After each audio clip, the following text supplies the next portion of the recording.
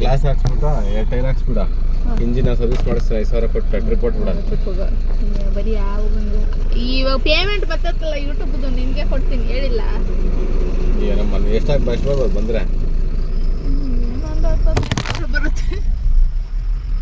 Guys ಏನು ಗೊತ್ತಾ, ನನ್ನ ಹಸ್ಬೆಂಡು ಒಂದು ಪ್ರಾಮಿಸ್ ಮಾಡಿದ್ದಾರೆ, ನಾನು ಯೂಟ್ಯೂಬ್ದು ಫಸ್ಟ್ ಇನ್ಕಮ್ ಅಂದಮೇಲೆ ಧರ್ಮಸ್ಥಳ ಹಾಗೆ ಮಂಗಳೂರಿಗೆ ಟ್ರಿಪ್ ಕರ್ಕೊಂಡು ಹೋಗ್ತೀನಿ ಅಂತ. ಸೊ ಫಸ್ಟ್ ಪೇಮೆಂಟ್ಗೋಸ್ಕರ ವೆಯ್ಟ್ ಮಾಡ್ತಾ ಇದ್ದೀನಿ. ಹಾಗೆ ನೆಕ್ಸ್ಟ್ ಬ್ಲಾಗಲ್ಲಿ ಒಂದು ತುಂಬ ಖುಷಿ ವಿಚಾರ ಗುಡ್ ನ್ಯೂಸ್ನ ಶೇರ್ ಮಾಡ್ತೀನಿ. ಸೊ ನೆಕ್ಸ್ಟ್ ಬ್ಲಾಗ್ನ ಮಿಸ್ ಮಾಡ್ದಿರ ಕೊನೆಯವರೆಗೂ ನೋಡಿ, ನಿಮಗೆ ಗೊತ್ತಾಗತ್ತೆ ಏನು ಆ ಗುಡ್ ನ್ಯೂಸ್ ಅಂತ.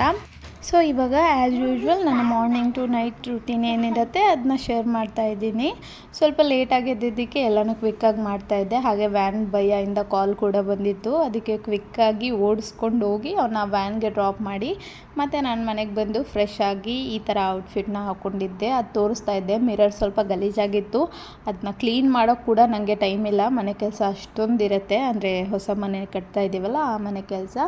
ಸೊ ಇದಾಗಿತ್ತು ನನ್ನ ಔಟ್ಫಿಟ್. ಹೇಗೆ ಕಾಣಿಸ್ತಾ ಇದೆ ಅಂತ ಕಮೆಂಟ್ ಮಾಡೋದನ್ನ ಮರಿಬೇಡಿ. ಆ್ಯಂಡ್ ಇಲ್ಲಿಂದ ನಾವು ಡೈರೆಕ್ಟು ದೇವನಹಳ್ಳಿಗೆ ಹೋದ್ವಿ. ಸ್ವಲ್ಪ ಬ್ಯಾಂಕ್ ಕೆಲಸ ಹಾಗೆ ಸ್ವಲ್ಪ ಟೈಲ್ಸ್ ಶಾಪಲ್ಲಿ ಕೆಲಸ ಇತ್ತು. ಹಾಗೆ ಮೊನ್ನೆ ಸ್ವಲ್ಪ ಬಟ್ಟೆಗಳು ತೊಗೊಂಡಿದ್ನಲ್ಲ, ಆ ಬಟ್ಟೆಗಳಿಗೆಲ್ಲ ಸ್ಟಿಚ್ ಹಾಕ್ಸೋದಿತ್ತು. ಎಲ್ಲ ಕೆಲಸನೂ ಒಂದೇ ಸಾರಿ ಆಗುತ್ತೆ ಅಂದ್ಬಿಟ್ಟು ನಾನು ಹಸ್ಬೆಂಡ್ ಹಾಗೆ ಚೆರಿ ಹೋಗ್ತಾ ಇದ್ದೀವಿ. ಮಿತ್ತು ಆಲ್ರೆಡಿ ಸ್ಕೂಲಲ್ಲಿದ್ದಾನೆ, ನೋಡೋಣ ಅವ್ನು ಸ್ಕೂಲ್ ಬಿಡೋ ಟೈಮಿಗೆ ಬಂದರೆ ಅವನು ಕೂಡ ಪಿಕ್ ಮಾಡ್ಕೊಂಡು ಬರೋಣ ಅಂತ ಪ್ಲ್ಯಾನ್ ಹಾಕ್ಕೊಂಡು ಹೋಗ್ತಾ ಇದ್ದೀವಿ.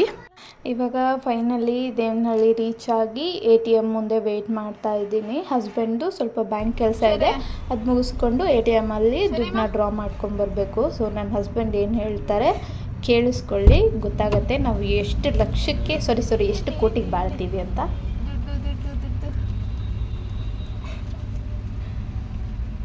ಸರಿ ಅವ್ನ ಕಾಲು ನೋಡಿ ಸ್ವಲ್ಪ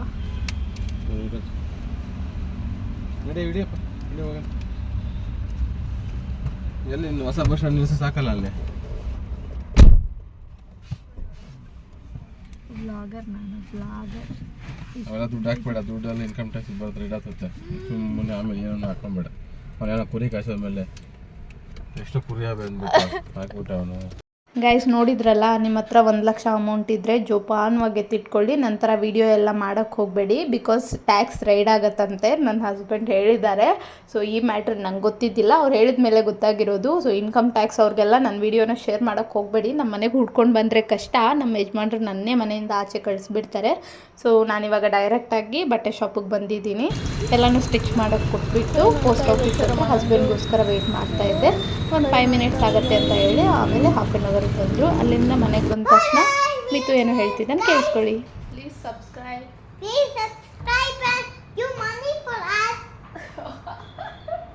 ಸಬ್ಸ್ಕ್ರೈಬ್ ಮಾಡೋರೆಲ್ಲ ದುಡ್ಡು ಕಟ್ಟಿದ್ರೆ ಇನ್ನೇನಿತ್ತು. ಕೇಳಿದ್ರಲ್ಲ ಮಿತ್ತು ಏನು ಹೇಳ್ದ ಅಂತ, ಮನಿ ಕೊಡಿ ಅಂತ ಹೇಳ್ದ.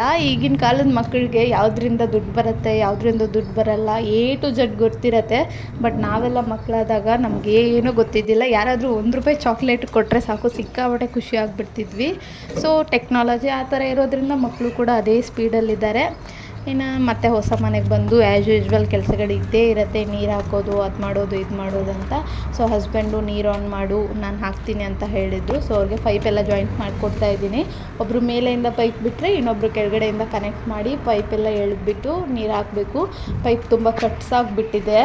So 2 roll ತೊಗೊಂಬಂದಿದ್ವಿ.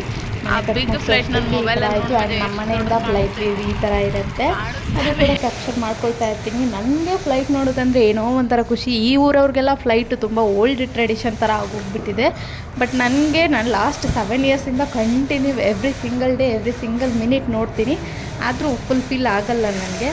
ಸೊ ಅಲ್ಲಿಂದ ಬಂದು ಸ್ವಲ್ಪ ಉಪ್ಪಿಟ್ಟು ಮಿಕ್ಕಿತ್ತು ಬೆಳಿಗ್ಗೆ ಮಾಡಿದ್ದು ಅಂತ ಹಸ್ಬೆಂಡ್ಗೆ ಅದೇ ಬಿಸಿ ಮಾಡಿಕೊಟ್ಟೆ. ಅವರು ಉಪ್ಪಿಟ್ಟು ತಿಂದರು, ಜೊತೆಗೆ ಸ್ವಲ್ಪ ಸ್ವೀಟ್ ಕೊಟ್ಟೆ. ನನಗೆ ಬರಬೇಕಿದ್ದರೆ ಪಾರ್ಸಲ್ ಕುಷ್ಕ ತೊಗೊಂಬಂದಿದ್ದೆ ನೈಟ್ಗಂತ.